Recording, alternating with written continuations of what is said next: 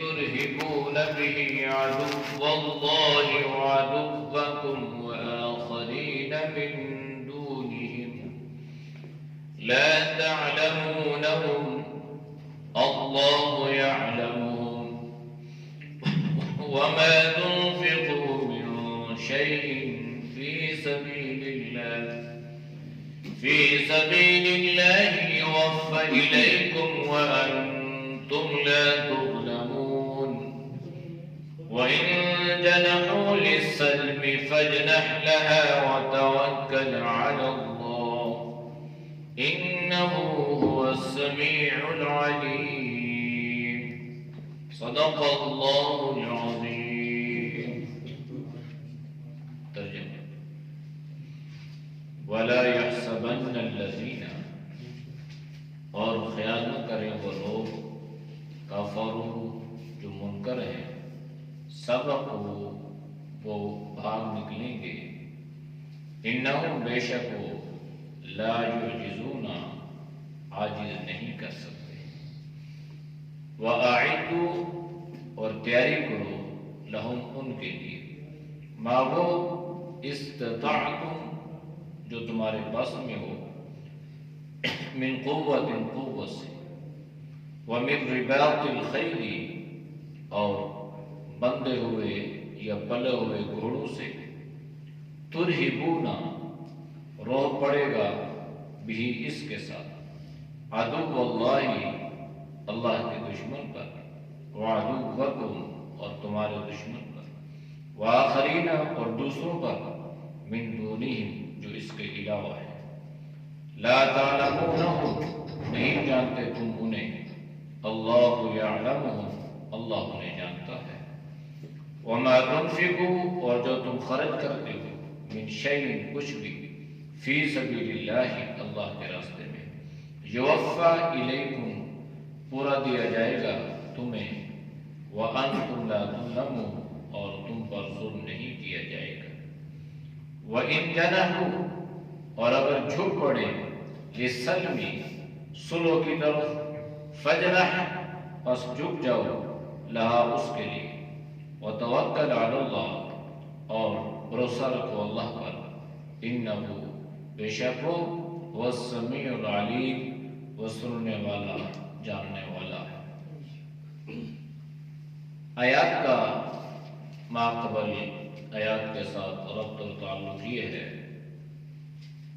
کہ ان یہودیوں کی بدعہدی کا اللہ نے ذکر فرمایا تھا کہ یہ دغاباز قوم ہے اللہ کے نبی صلی اللہ علیہ وسلم سے کیے گئے معاہدے یہ توڑ دیتے تھے اور اسی طرح خیانت کرنا دغابازی کرنا دھوکہ دینا عہد کو توڑ دینا یہ ان میں بنیادی خرابیاں ہیں اور یہ ساری چیزیں مسلمانوں کے خلاف استعمال کرتے ہیں. غزوہ بدر میں کچھ کافر تو شریک نہ ہوئے اور کچھ شریک ہو کر باغ نکلنے میں کامیاب ہو گئے. اس کا ذکر اللہ نے یوں فرمایا ہے کہ وَلَا يَحْسَبَنَّ الَّذِينَ كَفَرُوا سَبَقُوا إِنَّهُمْ لَا يُعْجِزُونَ کافر یہ خیال مت کریں یہ گمان مت کریں کہ وہ بھاگ کر نکلنے میں کامیاب ہو جائیں گے یا اس طرح وہ اپنے اس عمل سے مسلمانوں کو عاجز کر دیں گے تھکا دیں گے. اللہ نے فرمایا یہ ان کی خام خیالی ہے. کچھ کافر جو تھے وہ شریک نہ ہوئے اور کچھ شرکت کے بعد باغ نکلنے میں کامیاب ہو گئے. تو اب انہوں نے یہ سمجھا کہ ہم کامیاب ہو گئے ہیں اب ہمارا موت ہمارا پیچھا نہیں کرے گی ہم بچ گئے ہیں. تو یہ خام خیالی ہے. انسان کی زندگی کا جو لمحہ جو لحظہ اللہ نے جہاں جس طرح مقرر کیا ہے وہ اسی طرح اسی انداز سے گزرتا ہے۔ کوئی آدمی اپنی مرضی سے زندگی کا کوئی لمحہ گزارنے کا مجاز نہیں ہے۔ جو رات قبر میں ہے وہ دنیا میں نہیں گزر سکتی، اور جو دنیا میں ہے وہ قبر میں نہیں گزر سکتی۔ لِكُلِّ أُمَّةٍ أَجَلٌ إِذَا جَاءَ أَجَلُهُمْ لَا يَسْتَأْخِرُونَ سَاعَةً وَلَا يَسْتَقْدِمُونَ۔ ساعہ اللہ نے فرمایا ایک گھڑی، ایک لمحہ جو اللہ نے مقرر کر دیا ہے، وہ نہ آگے نہ پیچھے نہ ادھر نہ ادھر، بالکل اسی لمحے اسی لحظے انسان پر موت طاری ہو جائے گی۔ تو اللہ نے فرمایا کہ یہ کافر جو یہاں سے بچ نکلے ہیں وہ یہ خیال کر رہے ہیں کہ ہم کامیاب ہو گئے، یہ خیال مت کریں، یہ گمان مت کریں، اس لیے کہ موت ان کے تعاقب میں ہے۔ اگر یہ موت سے بھاگیں گے تو فَإِنَّهُ مُلَاقِيكُمْ، تو موت ان سے ملاقات کر لے گی۔ أَيْنَمَا تَكُونُوا يُدْرِككُمُ الْمَوْتُ وَلَوْ كُنْتُمْ فِي بُرُوجٍ مُشَيَّدَةٍ، اگر تم بڑے بڑے مضبوط قلعوں میں بھی اپنے آپ کو محصور کر دو، مقید کر دو، اپنے آپ کو بند کر دو، تو موت تمہارا پیچھا وہاں بھی کرے گی۔ لہذا یہ خیال کرنا کہ ہم بچ کے آگے ہیں، ہم کامیاب ہو گئے ہیں، اب ہم ایک طاقت بنیں گے اور اس انداز سے مسلمانوں کے خلاف سازشیں کریں گے، اللہ نے فرمایا انہم لا یعجزون، تم مسلمانوں کو عاجز نہیں کر سکتے، تم مسلمانوں کو تھکا نہیں سکتے، اس لیے کہ ان کے ساتھ ایمان کی دولت ہے، اور جس کے پاس ایمان کی دولت ہوگی اس کے ساتھ اللہ کی مدد اور اللہ کی نصرت شامل حال ہوگی۔ لہذا اللہ نے مسلمانوں کو حکم دیا ہے، اور وہ حکم یہ ہے وَأَعِدُّوا لَهُم مَّا اسْتَطَعْتُم مِّن قُوَّةٍ، اور تیاری کرو، تیار رہو، مستعد رہو ان کے لیے، کافروں کے لیے، مَا اسْتَطَعْتُم، جو تمہاری استطاعت ہے، جو تمہاری طاقت ہے، جو تمہارے بس میں ہے، مِن قُوَّةٍ، قوت سے، زور سے۔ یہ جو دنیا ہے نا، دنیا یہ دار الاسباب ہے، یہاں اسباب کو اختیار کرنے کا حکم دیا گیا، ورنہ اللہ چاہے تو بغیر اسباب کے بھی مسلمانوں کو فتح عطا کر دے۔ اللہ چاہتا تو نبی علیہ السلام گھر سے نکلتے نہ، آپ کو تکلیف نہ کوئی تھی، اللہ اس طرح کافروں کو مروا دیتا، آندھی چلاتا، آگ کا عذاب اللہ برساتا یا کسی اور طریقے سے، لیکن اللہ نے نبی علیہ السلام کو نکالا، صحابہ کو نکالا، اور یہ عملی سبب تھا کہ جو انسان کے بس اور طاقت میں ہے انسان اس کو بجا لائے، پھر وہ سارا معاملہ اللہ کے حوالے اور اللہ کے سپرد کر لے، پھر اس کے ساتھ اللہ کی مدد شامل حال ہو جائے گی۔ لیکن میدان عمل میں نکلنا ضروری ہے، اس لیے اللہ نے آپ صلی اللہ علیہ وسلم کو نکالا، تو معلوم یہ ہوا کہ دنیا میں اسباب کا اختیار کرنا یہ ضروری ہے۔ اس کے لیے اللہ نے حکم دیا کہ اہل ایمان تم کافروں کے لیے تیاری جاری رکھو، وَأَعِدُّوا لَهُم مَّا اسْتَطَعْتُم، جو تمہارے بس میں ہے، من قوت، قوت سے، زور سے، طاقت سے۔ قوت سے مراد جو ہے یہ بہت ساری چیزیں۔ اب اللہ نے یہ نہیں فرمایا کہ تم اپنے دشمن کے مقابلے میں طاقت حاصل کرو، یعنی جتنا تمہارا دشمن طاقتور ہے تم اتنے طاقتور بن جاؤ۔ اللہ نے یہ نہیں فرمایا کہ جتنا اسباب تمہارے دشمن کے پاس ہے تم اتنا اسباب اختیار کر لو۔ اللہ نے فرمایا نہیں، مستطاعتم، جو تمہارے پاس میں ہے، جو کچھ تم کر سکتے ہو وہ تم کرو۔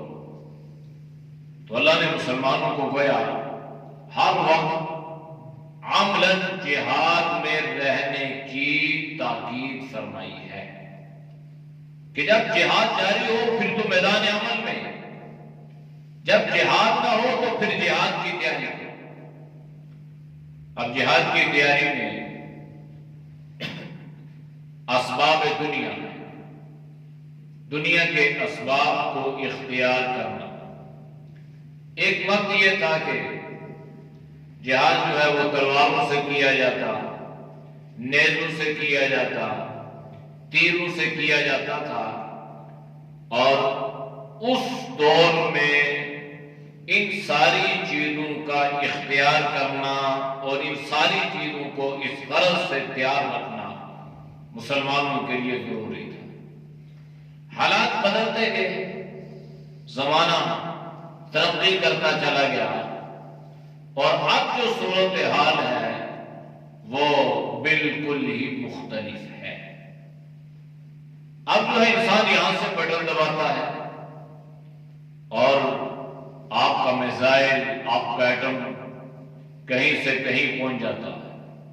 لہذا یہ سائنس کا دور ہے، یہ ٹیکنالوجی کا زمانہ ہے۔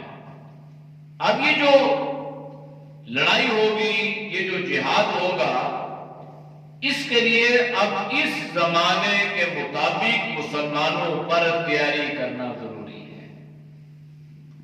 مسلمانوں نے اس سے لاپرواہی کر دی۔ اگر آج سے 1 صدی پہلے کا مسلمان عملاً اگر وہ اس انداز سے تیاری کرتا تو آج ٹیکنالوجی کے اعتبار سے، سائنس کے اعتبار سے مسلمان سب سے آگے ہوتا۔ مسلمان اس میں لاپرواہی برتی، حالانکہ اگر آپ اس سے پیچھے چلے جائیں تو آپ کو جو سب سے بڑا ماہر ہوگا کسی بھی فن میں نا، تو آپ کو کوئی نہ کوئی مسلمان نظر آئے گا۔ ریاضی کا ماہر ہو، سائنس کا ماہر ہو، ٹیکنالوجی اس زمانے میں تو وہ مسلمان تھے۔ پھر مسلمان ڈھیلے پڑ گئے، سستی آ گئی، غفلت آ گئی، مادیت آ گئی، تیل آ گیا۔ تو اب انہوں نے جب ان ساری چیزوں کو خاطر میں نہ لایا، لاپرواہی کی، تو اس کا نتیجہ یہ ہوا کہ یہودیت نے اور نصرانیت نے محنت کر کے ان اسباب کو اختیار کیا اور انہوں نے اس میں مہارت حاصل کر لی، اور مسلمانوں پر انہوں نے اپنی دسترس کو مضبوط بنا لیا۔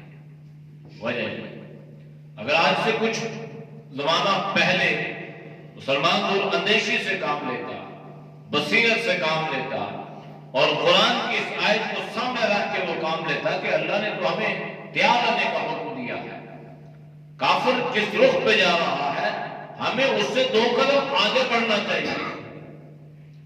لیکن مسلمان جب مادیت کا شکار ہو جاتے ہیں نا، دنیا پرستی میں، تو پھر ان کے لیے نہ جذبہ جہاد رہتا ہے، نہ شوق شہادت رہتی ہے، نہ ان کے لیے فکر آخرت رہتی ہے، کوئی چیز مانا نہیں رکھتی، بس کہتے ہیں جو دن گزر رہا ہے بس اس کو گزارو۔ تو اللہ نے اہل ایمان کو حکم دیا ہے کہ تم کافروں کے مقابلے میں جتنا تمہارے بس میں ہو، جتنی تمہاری استطاعت میں ہو، من قوت، اپنی قوت سے، اپنے زور سے تم تیاری کرتے رہو اور اس سے غفلت مت کرو۔ نبی علیہ السلام نے خود بھی اور عملاً صحابہ کو بھی تیاری کا حکم دیا، اور اس کے لیے آپ صلی اللہ علیہ وسلم نے عملاً مشق، وہ کیا تھی اس زمانے میں؟ تیر اندازی، گھوڑ سواری، اور اسی طرح تیرنا وغیرہ، تیراکی، یہ جو چیزیں تھی یہ اس زمانے کے مطابق تھی۔ تو آپ صلی اللہ علیہ وسلم بذات خود بھی اور آپ نے صحابہ کو بھی ان ساری چیزوں کے سیکھنے کا حکم دیا۔ تیر چلانا ہر آدمی کو آتا ہو، دریا میں پانی میں تیرنا آتا ہو، تو یا صلی اللہ علیہ وسلم نے انہیں اس زمانے میں تیار رہنے کا حکم دیا۔ موجودہ دور میں جو تیاری کا حکم ہے وہ یہی ہے کہ سائنسی اعتبار سے اور ٹیکنالوجی کے اعتبار سے انسان مسلمان جو ہے ان کے خلاف تیاری کرتے رہے۔ وَمِن رِبَاطِ الْخَيْلِ، اس زمانے میں گھوڑے تھے اور گھوڑے کی پیشانی میں اللہ نے برکت رکھی ہے، اور جنگ کے لیے اہم سبب جو تھا یہ گھوڑا تھا۔ سواری جتنی مضبوط ہوگی، گھوڑا جتنا مضبوط ہوگا، اس پر جنگ کرنے والا، اس پر سواری کرنے والا وہ اتنی ہی قوت اور دلیری سے لڑے گا۔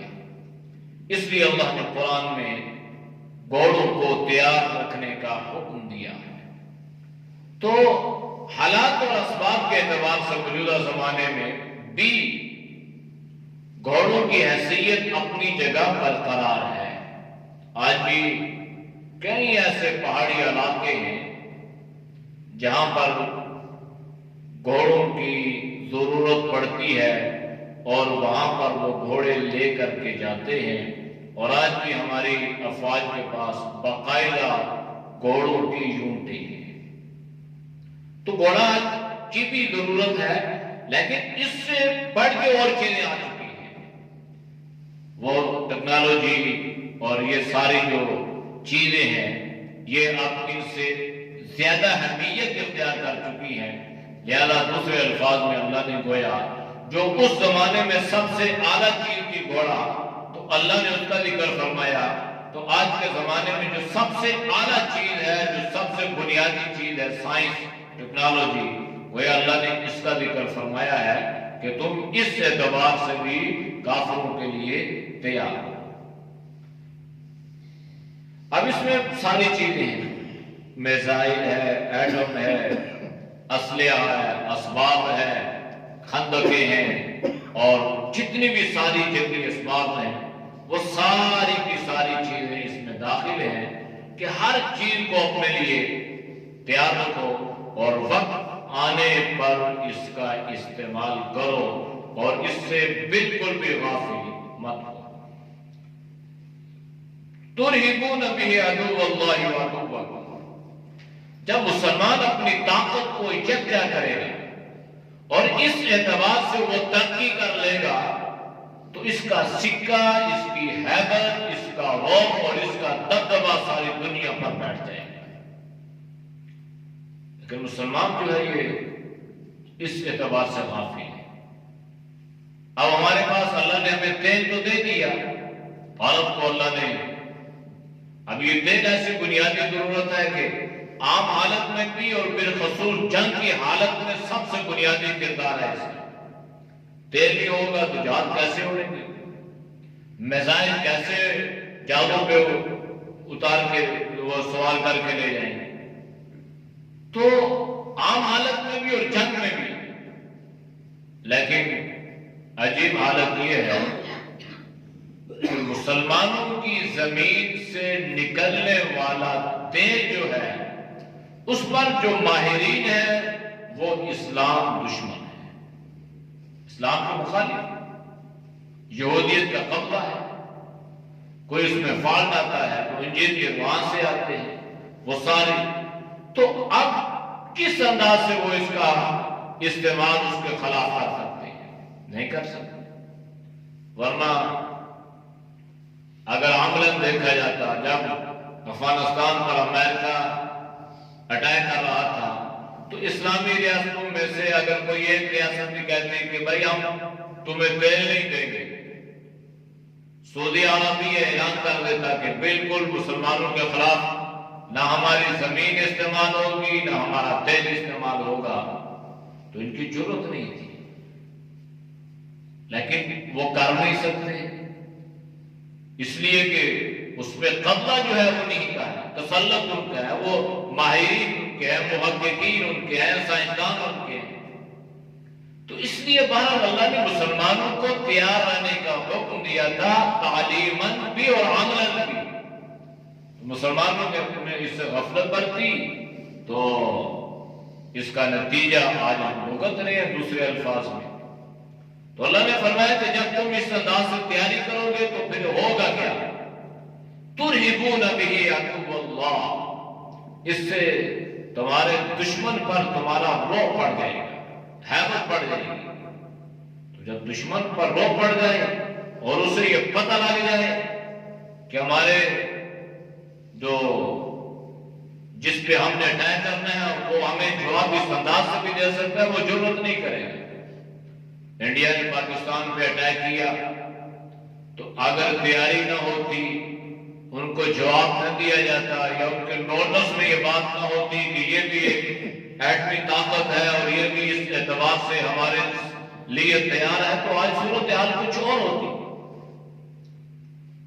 لیکن جب انہیں اس چیز کا اندازہ ہو گیا تو اب وہ چھیڑ چھاڑ تو کرتے ہیں، وہ اور انداز سے تو کوشش کر رہے ہیں، لیکن اس انداز سے وہ اب نہیں کہ ترہبون بہ عدو اللہ وعدوکم، کہ اللہ نے مسلمانوں کا رعب ان پہ جاری کر دیا۔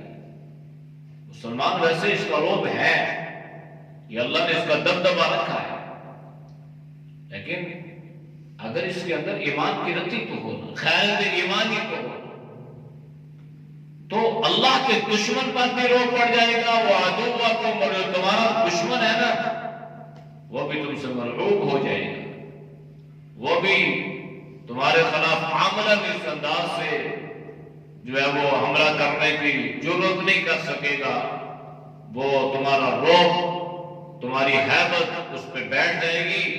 اس لیے تم جنگی تیاری اور جنگی اسباب کو تیار رکھو۔ وآخرین من دونہ، اس کے علاوہ بھی جو ہے یہ تمہارے دشمن ایسے بھی ہیں نا جن کو تم دشمن سمجھتے بھی نہیں ہو، لیکن وہ ہے تمہارا دشمن، تمہارا دشمن ہے، تم یہ سمجھ رہے ہو کہ وہ ہمارا دوست ہے، وہ ہمارا ساتھ دے رہے ہیں۔ جیسے پاکستانی یا مسلمان جو ہے وہ چائنا کے بارے میں کسی غلط فہمی میں مبتلا ہے۔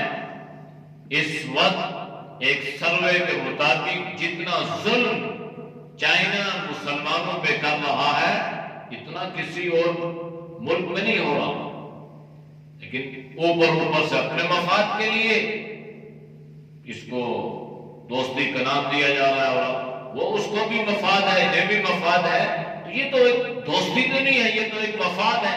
جب اس کا مفاد پورا ہو جائے گا اس کو اٹھا کے پھینکے گا، جب اس کا ہو جائے گا اس کو اٹھا کے پھینکے گا۔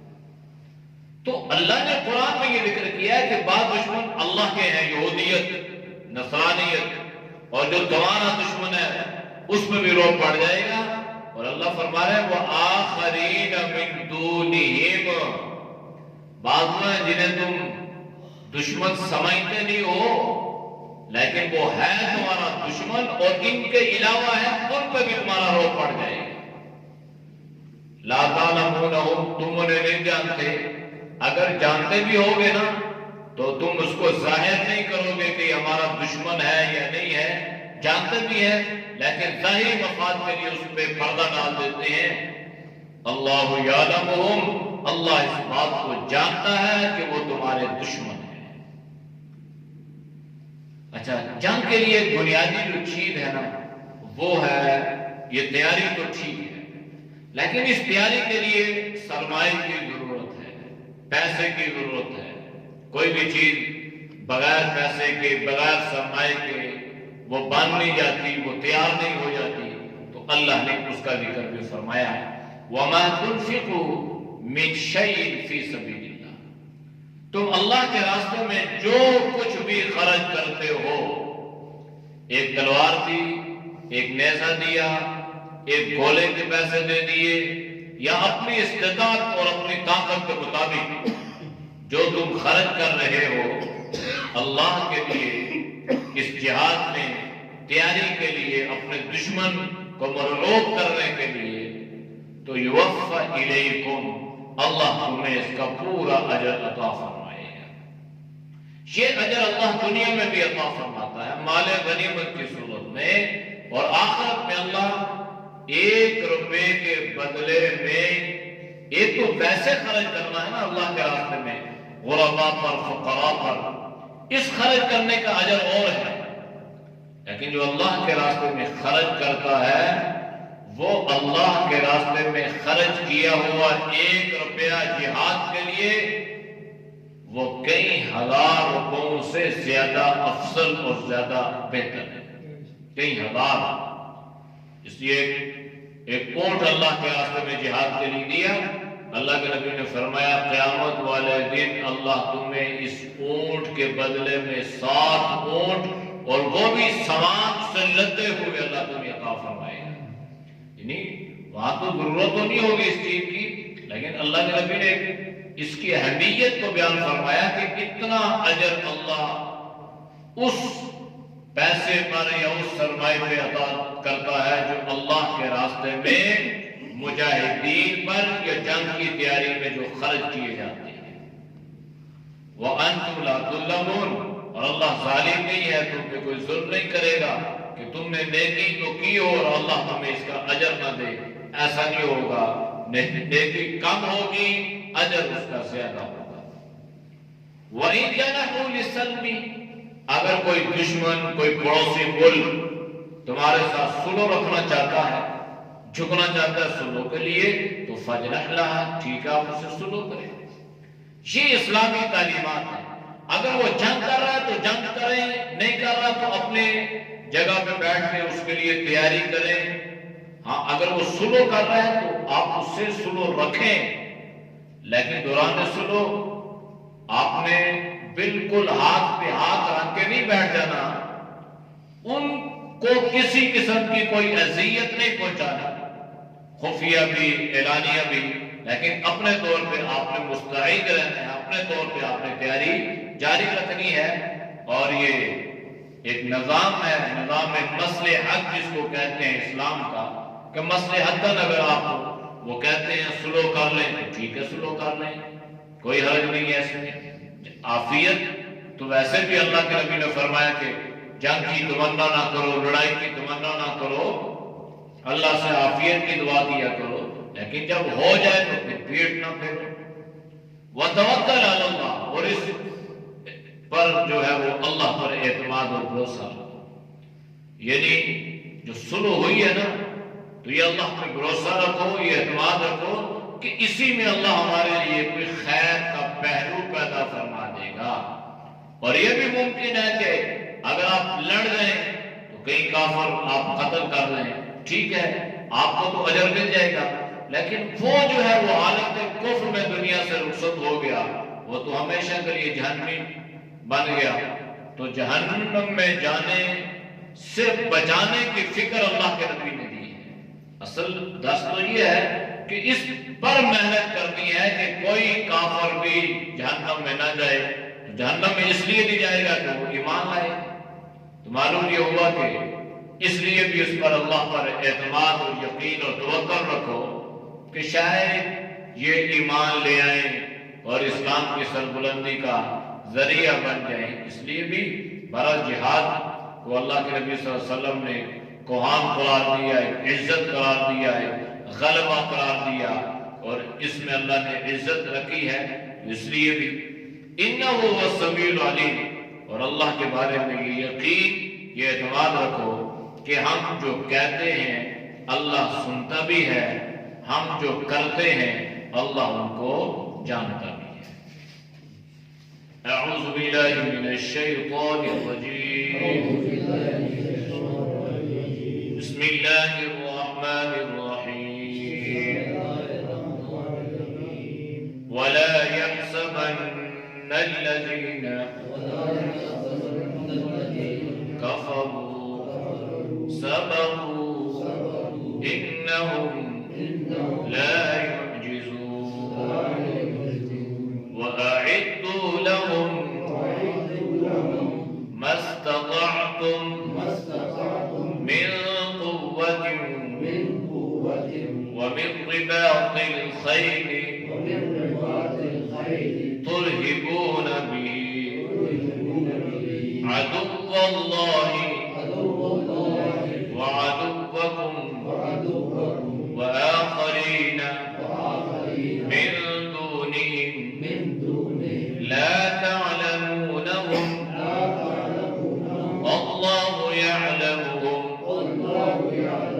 وما تنفقوا من شيء في سبيل الله سبيل الله يوفى إليكم يوفى إليكم وأنتم لا تظلمون وأنتم لا تظلمون وإن جنحوا وإن جنحوا للسلم للسلم فاجنح لها فاجنح لها وتوكل على الله وتوكل على الله إنه هو السميع العليم.